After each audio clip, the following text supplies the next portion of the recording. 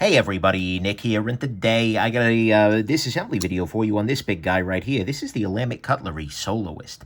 Now, this is a gigantic knife. It's an interesting one. It's a weird one, and it's got a lot of good things going for it, but one thing that it has that is not good going for it is this guy. That's right, they have returned for this model the proprietary pivot. Then they include a pivot tool in every one of their boxes. That's better. But still, how much nicer is the world when you're just using Torx, right? There is no universe in which this is a better user experience than Torx. So I don't get it. I really desperately, truly wish that they used the real pivot on this guy, but I suppose that is what it is, and we'll talk about that one a little bit later on in the ugly section. Yeah, the world works in odd ways, but since we're already starting from this side, I'll go ahead and continue taking it apart from this side here. Go ahead and pop this guy loose. And I'm going ahead and I'm laying out these screws in the order they were taken off the knife in the back here. And by the time I remove these 3 screws, I should be all good to go here and can take this guy fully down. Weird knife. Just huge. And actually, one thing that I'm noticing is that it looks like these screws, well, I guess maybe they're not different lengths. Just look like it. Anyways, here we go. We'll go ahead and clean this guy up a little bit. What we can see here is the construction on it is fairly straightforward on the inside here.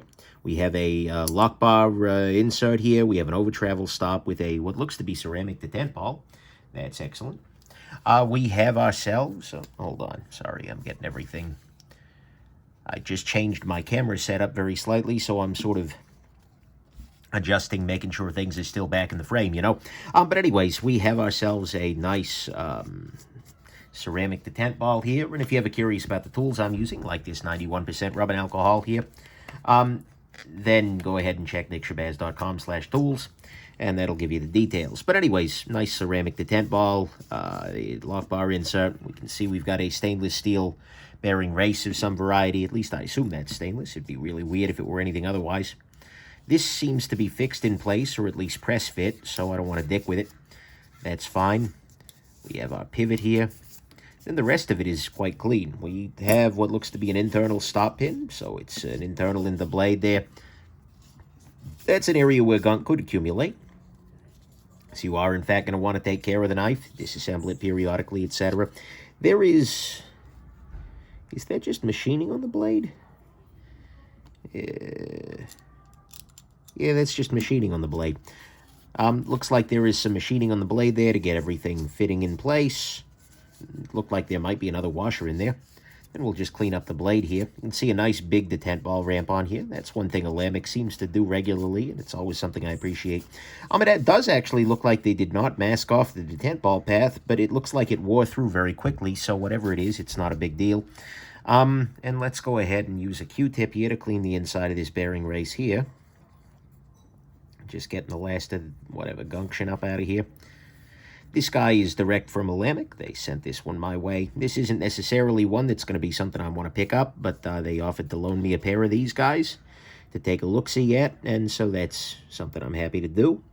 But I'm able to use it, and, well, probably not abuse it. I'll definitely jackass with it a little bit. But nevertheless, looks like this was put together with earwax. I don't know, or maybe it's just gunk coming out of it from, the first uses and whatnot, but I'll go ahead and use a different cloth here. Whatever it is, there's something up in there. Hopefully this will run actually even a little nicer by the time I'm finished with it here, after we've cleaned out whatever grease or whatever was being used during the initial assembly.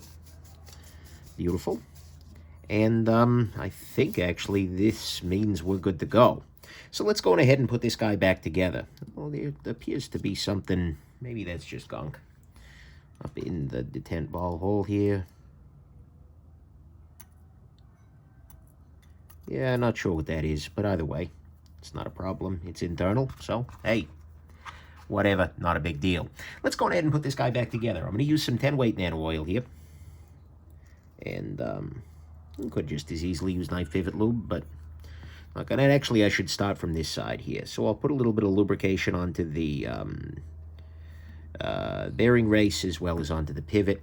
Then I'll go ahead and I'll set down a bearing.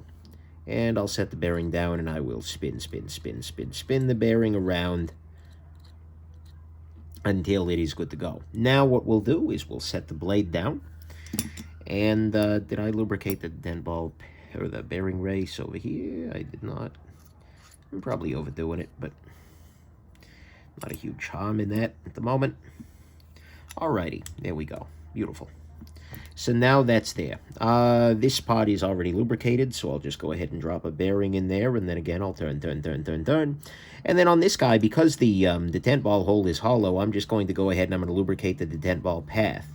And that'll work, as well as I'll put some on the ball itself. That's probably a little much, but there you go. And now, is there anything I'm missing here? I do not believe that there is, so what I can do is I can just drop this onto the pivot here, and then we can start buttoning everything back up again. I'm going to go ahead and start with the pivot, even though it's a pain in the neck because it's using a bad screw. I know, some people disagree with me and find, oh, wow, cool, it's awesome, it looks like a urinal or something. Sorry, I'm bitter about proprietary screws. But no, I mean, I know some people don't mind them as much as I do, but it's just every time I use one of them, even when they give a tool, and it's good that they give a tool, the tool's experience is just markedly worse than using a driver, than using an actual, I mean, frankly, if they gave me a tool, it was like, do I have a snake bite bit? I wonder if this fits.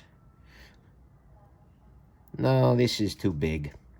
But if they gave us a tool for it that was like this, right, where we could actually use it with a driver of our choice, I think that would be a lot better. But instead, unfortunately, they're just doing this sort of approach. And it's probably in part to discourage disassembly, even though it doesn't void their warranty. But still, it's really something that I hate seeing them backsliding on, so to speak. They know my opinion of this well. I've talked to them about it. And, you know, ultimately they do what they do, and they do what their customers demand, and I don't know that anyone's demanding this, but who knows. Anyways, so I'm just leaving that very loose for the moment. My goal here is not to get that fully, you know, seated and good to go. My goal is just to get the pivot in position. Then I'll go ahead and I'll start reassembling the rest of it. I'm putting the screws back in the order they came off, well, not in the order they came off the knife, but putting the screws back in such that they are in the same position as they came off the knife. These screws are very, very shallow. I've noticed, like, the very tips of the screws are, there's not a whole lot of room for the Torx drivers in there. Okay, there's that, and especially with T6. Yeah, whatever, not the end of the world. We can put this guy in here, and we should be almost good to go here. Next step here is going to be to close knife. Trying to decide whether I'm way too tight or not tight enough. Okay, we are feeling tight here. Oh, no. That's interesting. Yeah, no, I'm too loose. Just everything's out of whack here. I'm tightening it down with the pivot. There we go, that's better. Beautiful. It must have just been the case that something was a little bit out of whack in the, there we go. Something was a little bit out of whack in the alignments there, and as a result, the knife wasn't putting together back cleanly. Right now we have no blade play at all. The centering is very slightly favoring the lock side, which usually means the pivot is too tight. So what I'm going to go ahead and do is loosen the pivot up a little bit. And let's go ahead and check to see if we've added any blade play. We have not. And we are now dead nut centered. All right, beautiful. So now we have an action that is actually smoother, which is nice. Not that it was unsmooth before. That'll do.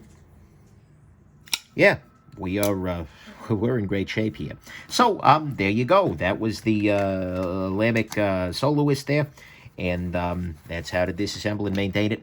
The other version is just a difference. And by the way, I have two of these guys on loan. One other thing to note is that you might actually want to adjust the movement of this particular thumb stud here. I've adjusted this to fit my thumb to be in the proper position for both thumbs and finger flicking generally.